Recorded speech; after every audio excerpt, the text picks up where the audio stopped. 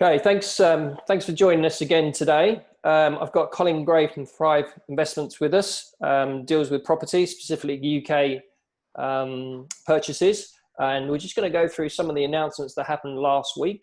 The UK Chancellor announced some changes to property taxes, and I think it applies to overseas residents or expats. So, Colin, what was the announcement?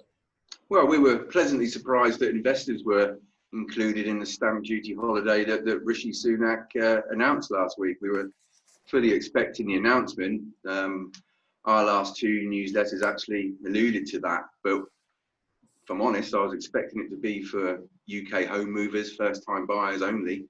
But the fact that it's included investors, both UK-based and overseas, is fantastic. So no stamp duty up to £500,000 until March the 31st next year for any residential purchase. To make it clear, though, there is a 3% surcharge for investment property. So people buying overseas will still get that 3% charge, but still a reduction on what they would have been paying prior. Yeah, so what do you think will happen to prices or the ability to buy property now?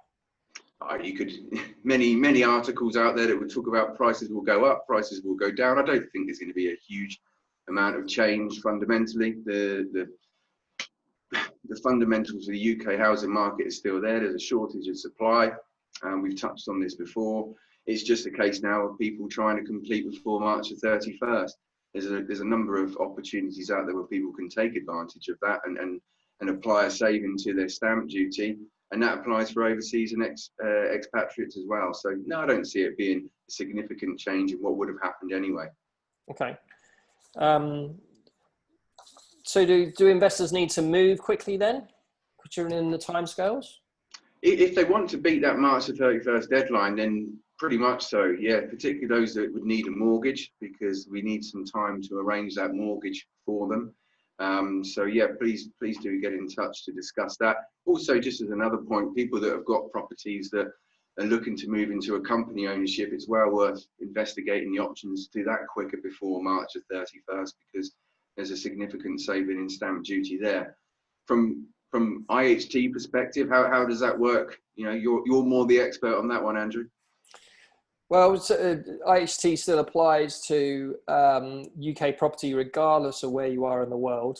So if you're a Singaporean or Hong Kong or Chinese resident and you own UK property, then there potentially could be inheritance tax on that. I mean, you've got the nil rate band, which is 325,000 at the moment. So if the property is worth more than that, then there's a potential inheritance tax of 40% over that value, minus some debts and everything else that you can. So if they can save any money elsewhere, then it's a good job to do so.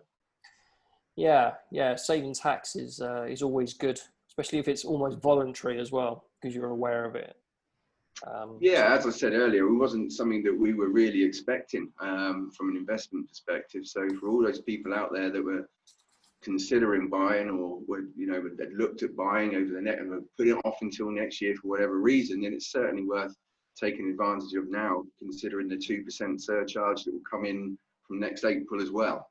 So that's another tax on top of the 3% on residents? It is, yeah. That was announced in the budget back in March, just before the UK, was locked down. That overseas buyers will have a further 2% surcharge from April 2021. Now, bearing in mind that was expected to be higher as well, so that was a bit of a result for investors. But if we can eliminate that and eliminate the additional tax that's due now, then it really is a no-brainer for people to take advantage of. Oh, right. Okay, good.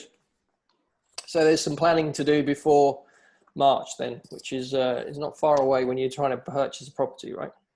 Well, no, it flies by, doesn't it? So, I mean, we're in mid-July already now, which who would have thought when lockdown happened in the UK back in March, it's 4 months on. So 4 months on from here, we'll be straight into November, December, and you may well miss the boat.